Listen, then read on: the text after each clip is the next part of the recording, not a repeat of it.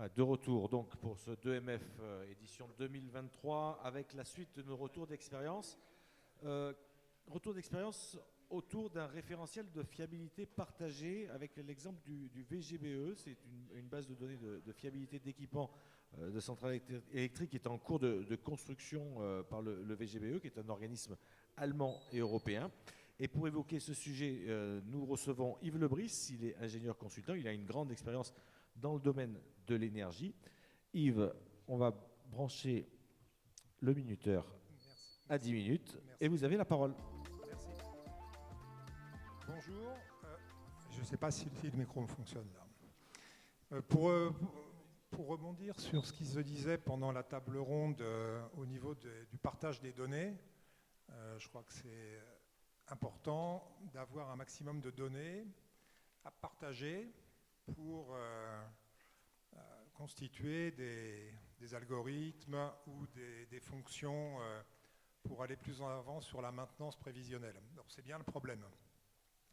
Je vais vous parler de cette expérience qui a lieu actuellement au VGBE. Et tout d'abord, je vais vous présenter le VGBE.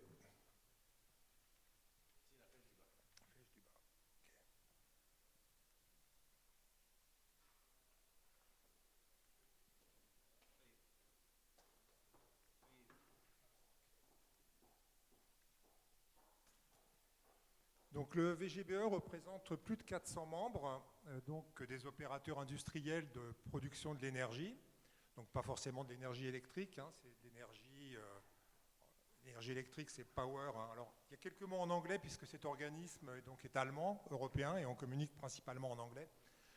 Donc plus de 400 membres producteurs d'énergie en Europe, producteurs de chaleur, réseaux de chaleur ou de refroidissement, air conditionné. Cet organisme, qui est en fait une association technique des propriétaires exploitants de centrales d'énergie, a été créé en 1920. Donc elle a fêté ses 100 ans il y a 2 ans. Il y a 1 an, à cause du Covid d'ailleurs. Le siège est à Essen. En fait, elle a repris un peu les fonctions certains s'en souviennent peut-être, de l'UNIPED, qui était l'Union internationale des producteurs d'énergie électrique, qui a sans doute encore un siège à Paris, mais qui a été beaucoup reprise par le VGB.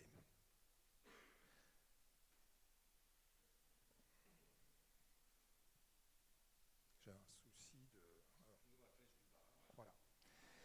Donc sur ce slide, on va pouvoir identifier notamment le rôle et les objectifs du VGB, VGBE récemment, ça s'appelait le VGB avant, il y a quelques temps, qui est effectivement de participer à la création d'une économie de gestion de l'énergie responsable et respectueuse de l'environnement, notamment rendre un système de gestion fiable et économiquement responsable.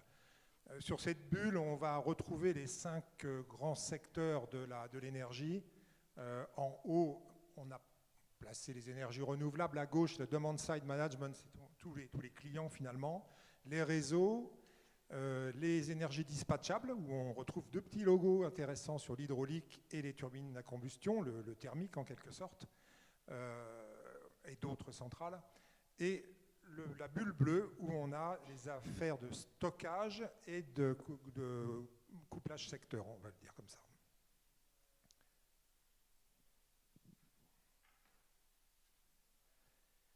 Le VGBE regroupe plus de 1700 experts qui échangent et participent à la rédaction de standards industriels dans les domaines des bases de données, database, BDD, des projets de recherche et développement, des services dans les laboratoires de chimie, des mesures, de la mécanique, et puis aussi des conférences et des ateliers sur des domaines techniques auxquels les adhérents au VGBE se rassemblent 1 ou 2 fois par an, soit en ligne, soit sur site, pour échanger leurs expériences. On le retrouvera tout à l'heure, cet aspect d'échange d'expériences, de données sur les équipements. Comment est organisé le VGBE ? Il y a un comité de direction. Je veux attirer votre attention sur les 2 blocs bleus. À gauche, on retrouve des centres de compétences techniques, où au milieu, on a le fameux Power to X, qui est finalement la transformation de l'énergie électrique vers une autre énergie. Hein. On pense à plein de choses, du stockage, de l'hydrogène, autres. Et autour, les énergies plus classiques comme le nucléaire, l'énergie thermique, l'hydro et les énergies renouvelables. À droite, on a des programmes techniques sur lesquels on travaille. On retrouve les 10 principaux programmes techniques qui ont lieu en ce moment et pour les années à venir jusqu'en 2025. Donc je vous laisse lire l'hydrogène, la sécurité, l'optimisation des actifs, asset optimization, operation maintenance et l'exploitation maintenance, et je vais y revenir dans 2 instants. Alors, pour revenir sur l'exploitation maintenance, elle est basée sur la constitution d'une base de données qui s'appelle KISSI. KISSI, c'est un acronyme allemand de système d'information. Pour ceux qui ont fait un peu d'allemand, c'est Kennzeichnungssystem, etc. Mes souvenirs en allemand ne sont pas assez bons pour vous donner le détail, mais c'est ça. KISSI est un système d'information de performance, donc une sorte de KPI, qui permet de comparer les performances opérationnelles de sites entre eux et de manière anonyme. C'est-à-dire que sur les 300-400 opérateurs de centrale qui transmettent leurs données, il est hors de question que l'opérateur A sache ce qui s'est passé sur le site B. Donc, tout est anonymisé à Essen avant publication des données dans des recueils annuels. Donc, ça permet aux opérateurs de voir leurs performances, de les comparer et d'avancer comme ça. C'est donc une plateforme d'échange d'expériences aussi sur les composants. On va le voir plus tard. On peut en ligne faire des évaluations de performance. Et c'est un outil qui est conçu pour les membres avec la devise « qui donne, reçoit ». C'est important ça en fait. Si personne ne donne ces données, personne ne va pouvoir les utiliser. Donc il faut quand même, peut-être à la mode plus américaine, de partager les données de manière plus ouverte plutôt que de les garder pour soi. Et j'ai entendu ce discours-là tout à l'heure, il m'a bien plu et j'adhère complètement à cette notion de partage des données. Cet outil est multilingue, hein, anglais, allemand, français, néerlandais et portugais. Maintenant, il y a des traductions en cours autour des domaines plus particuliers par des opérateurs. Je pensais aux lettoniens qui ont voulu traduire un document sur l'hydro en lettonien, de manière à ce que leurs adhérents puissent l'utiliser.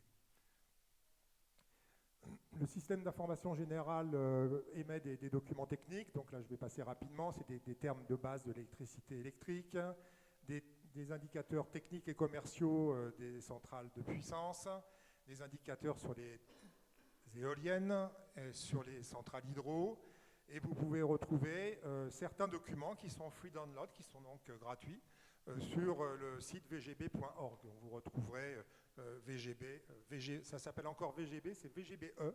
Donc testez sur VGB ou VGBE.org et vous retrouverez la possibilité de charger certains documents.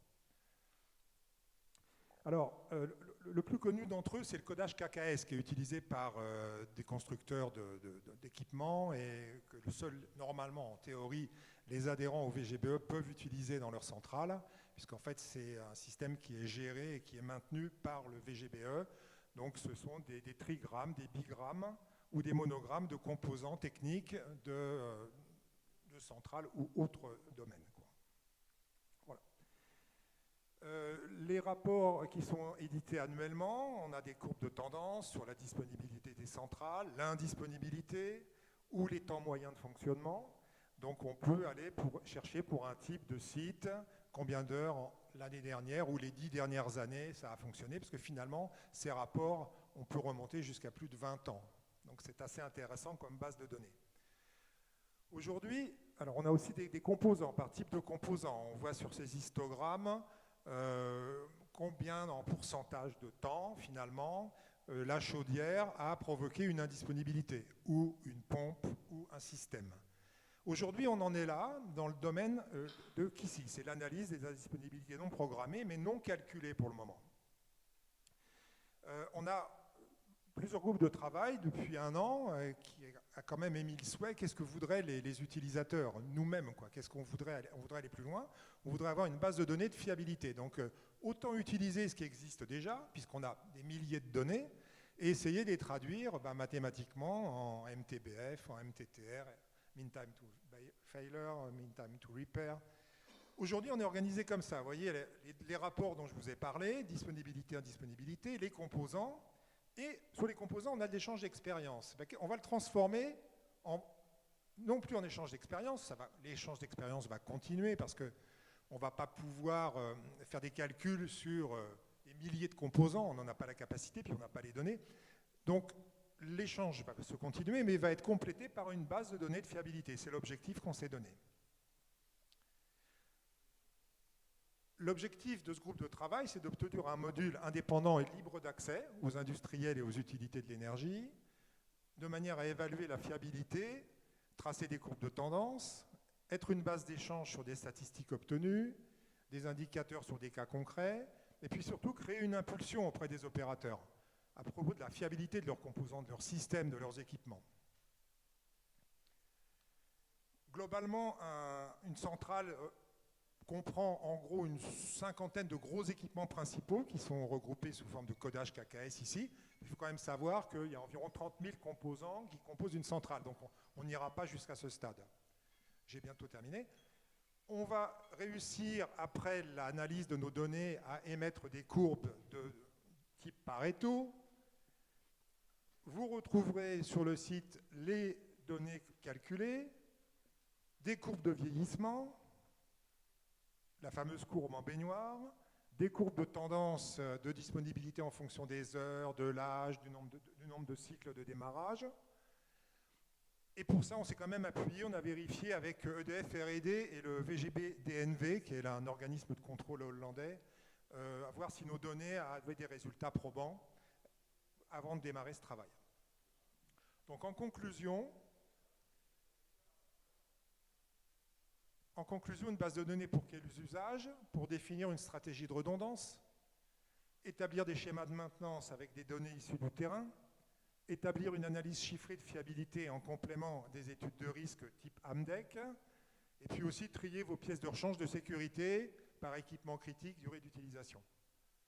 Voilà, donc je vous remercie de votre attention. Donc les contacts, c'est vgbe.org ou alors 2MF Forum Organisation, via Enovia qui saura nous retrouver, ou sinon mon mail personnel pour le moment, puisque j'interviens à titre gracieux pour le VGBE.